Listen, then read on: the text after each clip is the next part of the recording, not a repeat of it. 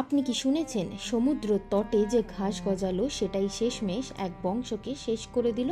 প্রভাস ক্ষেত্রের কথা শুনুন। মহাভারতের মৌসলা পর্বে লেখা আছে, যাদব তরুণরা ঋষিদের অপমান করায় অভিশাপ নেমেছিল। সাম্বার গর্ভে এক লোহার শলাকা জন্মালো। রাজসভায় সেটাকে গুঁড়ো করে সমুদ্রে ফেলে দেওয়া হলো। সবাই ভেবেছিল বিপদ গেল, কিন্তু ঢেউ গিলে নিলেও পাপ ডোবে না।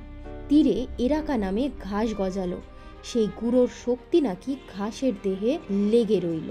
আপনি দৃশ্যটা ভাবুন, মদে ধোঁয়াশা চোখ, গায়ে গায়ে কলহ, যাদবরা ঘাসটা ছিঁড়তেই তার লোহার মতো শক্ত হয়ে গেল। হাতে নিতেই দণ্ডে বদলে গেল। ভবিষ্যৎবাণী মেনে শুরু হলো আত্মবিধ্বংস। ভাইয়ের হাতে ভাই, আপন রক্ত নিজেরই আঙুলে। এই গল্প আপনাকে শুধু অভিশাপের ভয় নয়, দায় আর বিনয়ের কথাও শোনায়।